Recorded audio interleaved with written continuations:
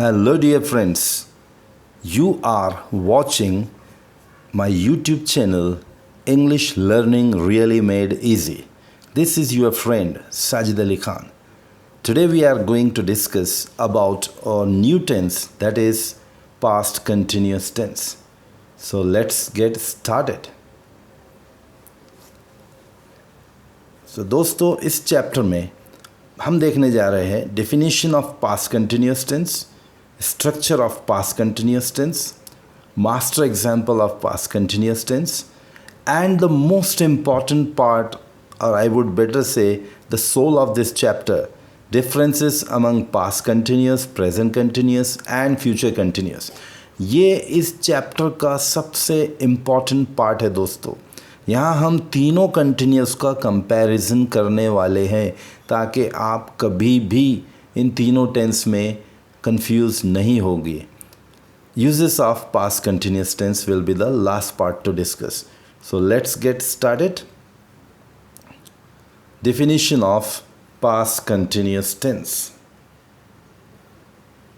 The past continuous tense is used to show an action that was going on at some point of time in the past.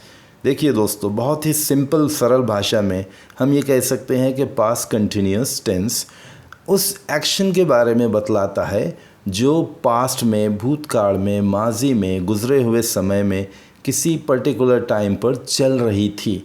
Means अभी वो क्रिया नहीं चल रही है, अभी वो एक्शन नहीं चल रही है. The time of the action may or may not be shown. हाँ, ये बहुत इम्पॉर्टेंट चीज़ है. पास्ट कंटिन्यूस में ये ज़रूरी नहीं कि हम हर सेंटेंस में टाइम ऑफ द एक्शन बतलाएं, हम हर सेंटेंस में एडवर्ब ऑफ टाइम या एडवर्बियल फ्रेज ऑफ टाइम ले, ये ज़रूरी नहीं है. हम कभी ले सकते हैं, कभी नहीं भी ले सकते, depending on the situation of the sentence. देखिए एग्जांपल है, I was reading a novel. मैं नॉवेल पढ़ रहा था. यहाँ मैंने कोई भी एडवर्ब ऑफ टाइम का इस्तेमाल नहीं किया है, सिर्फ ये बतलाने के लिए कि अगर वो ना भी ले तब भी सेंटेंस करेक्ट होता है. Next is, we were writing in class at that time. हम उस समय क्लास में लिख रहे थे. तो यहाँ पर एट दैट टाइम, इसको आप एडवर्ब ऑफ टाइम कह सकते हो, यहाँ उसका इस्तेमाल हुआ है. Next example, he was going to gym in the morning. देखिए इन द मॉर्निंग यहाँ पर एडवर्ब ऑफ टाइम का इस्तेमाल किया गया है और he was going to gym. तो हमने देखा है कि पास्ट कंटिन्यूस में उस क्रिया के बारे में हम बतलाते हैं जो पास्ट में किसी पर्टिकुलर समय पे चल रही थी. हाँ, ये बहुत इम्पॉर्टेंट है दोस्तों.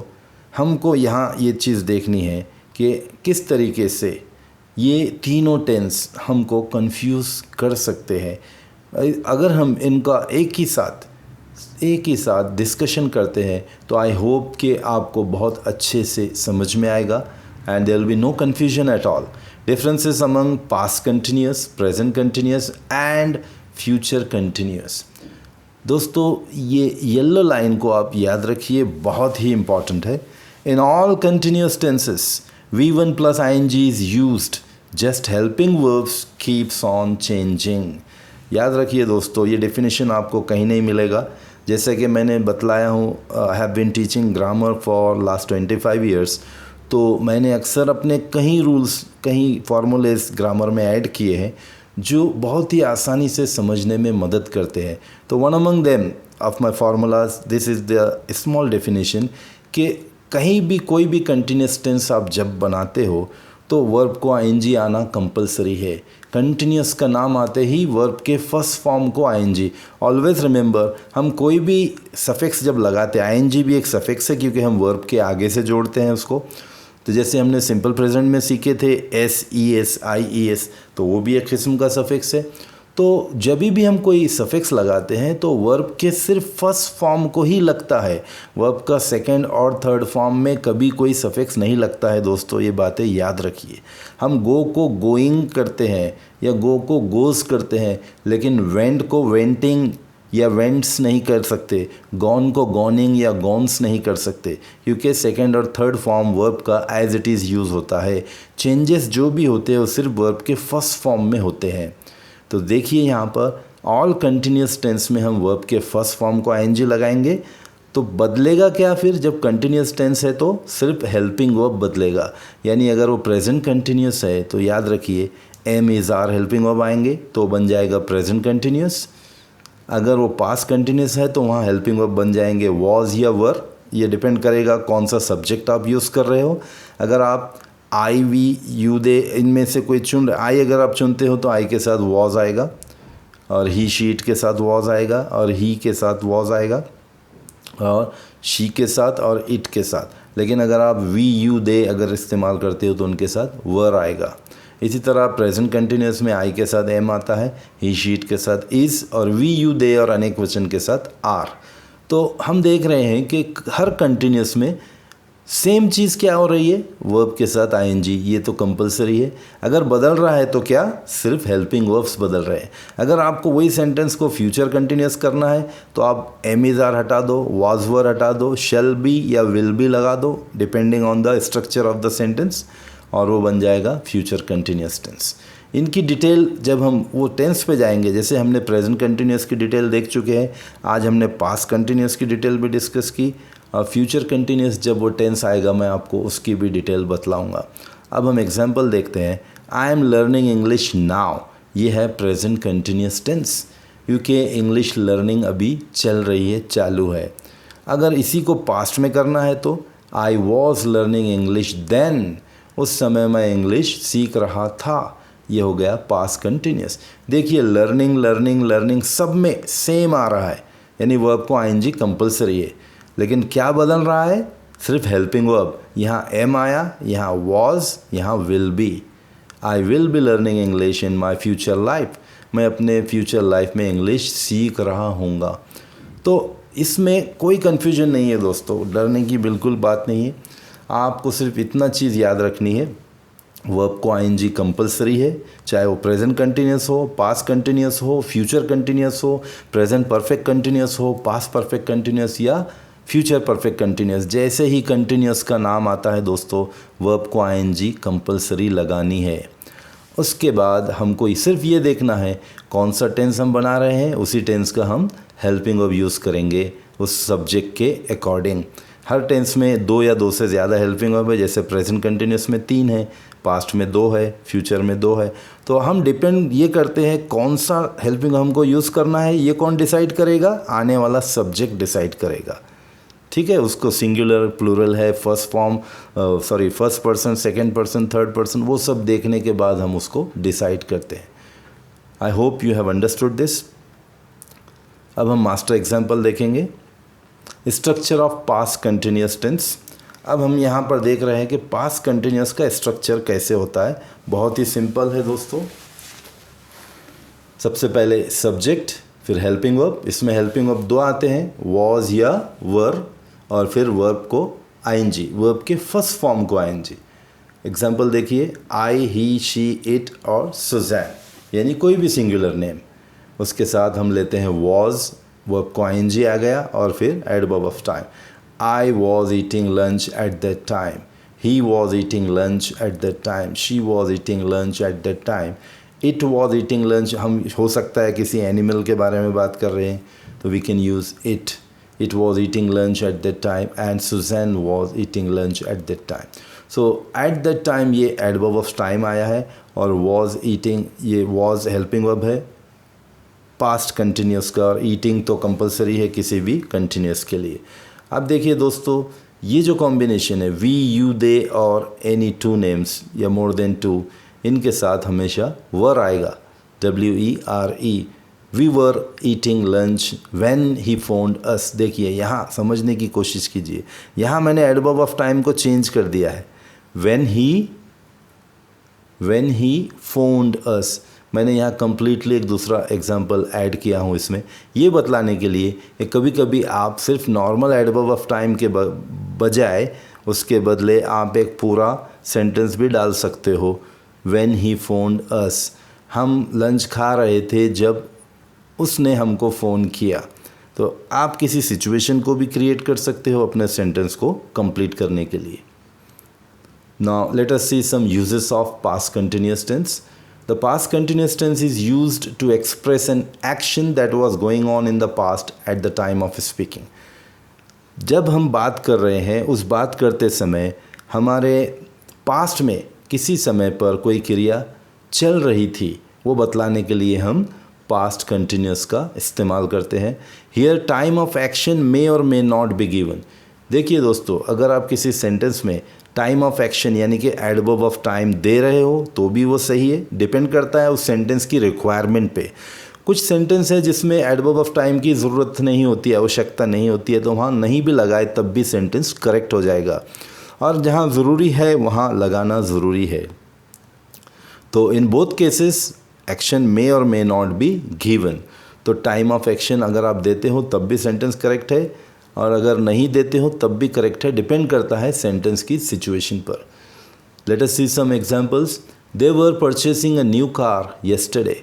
कल वो नई कार खरीद रहे थे. Adverb of time is given. The gardener was watering the plants in the morning. तो in the morning adverb of time is given. Gardener morning में प्लांट्स को पानी दे रहा था. He was completing his project. देखिए यहाँ नो टाइम इज़ गिवन, यहाँ एडवर्ब ऑफ टाइम मैंने नहीं दिया, ये बतलाने के लिए कि ये sentence without adverb of time के भी करेक्ट है. तो इस तरह के सेंटेंस अगर आप देखते हो जहाँ एडवर्ब ऑफ टाइम की ज़रूरत नहीं है, तब आप उसको विदाउट एडवर्ब ऑफ टाइम के भी दे सकते हो. Now let us go for the next example to describe persistent habits of the past. Persistent, लगातार, मुसलसिल जो आदत बन जाती है किसी की, उसके बारे में भी हम पास्ट कंटिन्यूस में बतला सकते हैं. It is used with always, continuously और कंटिन्यूअली. हम अगर किसी की पास्ट हैबिट के बारे में जा रहे हैं तो हमें ऑलवेज, कंटिन्यूअली और कंटिन्यूसली का इस्तेमाल करना चाहिए. The Britishers were always exploiting Indians during their regime. उनके हुक्मरानी के दौर में ब्रिटिशर्स हमेशा इंडियन पर इस्तेसाल करते थे, उनको एक्सप्लॉइट करते थे. It was their persistent habit. मुसलसिल उनकी वो आदत थी. नेक्स्ट एग्जाम्पल है he was continuously exercising in gym. वो उसकी आदत थी, वो रेगुलर जिम में एक्सरसाइज कर रहा था. Next is we were always playing football every Sunday. हम हर संडे फुटबॉल खेल रहे थे. We were always playing football. Let us go for some more example.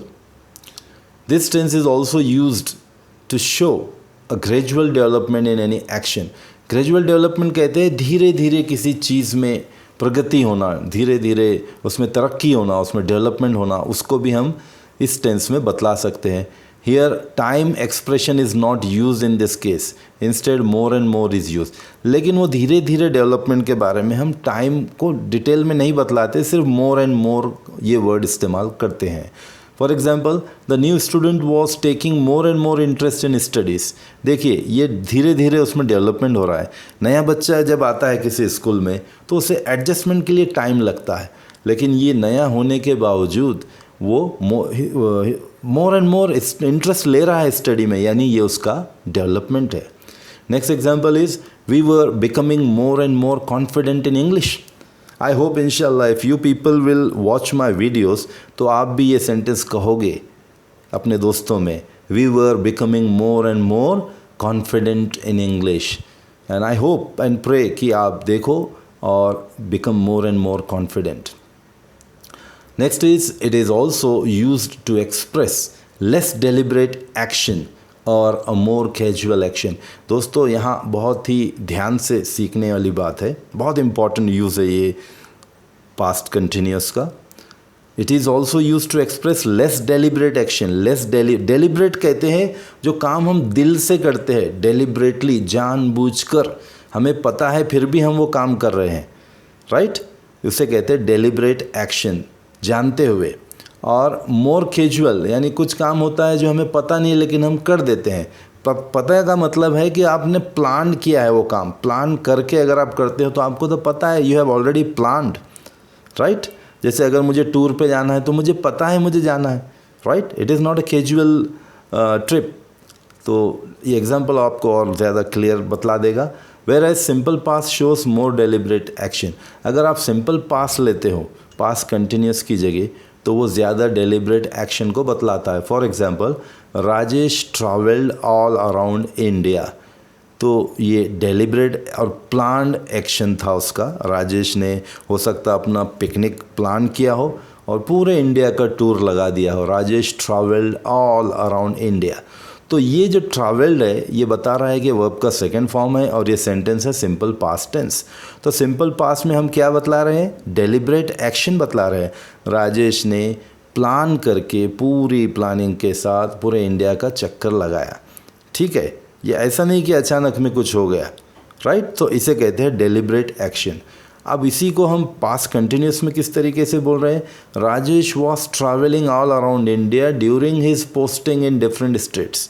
Rajesh की पोस्टिंग जैसे बदलती गई अलग अलग स्टेट में, हो सकता वो सोल्जर हो या किसी और गवर्नमेंट ऑफिशियल हो जिसमें उसकी पोस्टिंग बदलती गई, तो मजबूरन ना चाहते हुए भी, which is less deliberate, not planned, उसने प्लान नहीं किया था कि मैं वो स्टेट में भी जाऊंगा, वहाँ भी घूम लूँगा, ये स्टेट में भी आऊँगा, यहाँ भी घूम, इट वाज नॉट प्लान्ड। लेकिन उसको जैसे जैसे उसकी पोस्टिंग होती गई तो वो आखिर में पूरा इंडिया घूम लिया। लेकिन दोनों सिचुएशन में ऊपर वाला जो राजेश है उसने प्लान करके घूमा है और नीचे वाला जो राजेश है दोस्तों, तो वो डेलिब्रेट एक्शन वाला है। तो try to understand the situation. Next example is past continuous sounds more polite than simple past. ये भी बहुत ही बढ़िया एग्जाम्पल है दोस्तों। पास्ट कंटिन्यूस जो है आप जब भी यूज़ करते हो तो वो ज़्यादा पोलाइट सेंटेंस लगता है बनिस्बत सिंपल पास्ट के। अभी आप देख सकते हो ये example, where were you working before you join our company. आप किसी से पूछ रहे हो कि आप हमारी कंपनी में ज्वाइन करने से पहले आप कहाँ काम किया करते थे। अंडरस्टूड? अब उसी सेंटेंस को आप ऐसा भी बोल सकते हो, where did you work before you join our company. लेकिन अगर आप नीचे वाला सेंटेंस देखोगे, वेयर डिड यू वर्क, तो ये थोड़ा अथॉरिटेटिव सेंटेंस लगता है, ये थोड़ा रिजिड और इम्पोलाइट, जिसमें ज़्यादा मतलब घमंड वाली बात दिखाई देती है, तो ये उतना पोलाइट नहीं है। वेयर वर यू वर्किंग, यहाँ थोड़ा पोलाइटनेस दिखती है। तो हमेशा past continuous sounds more polite than simple past.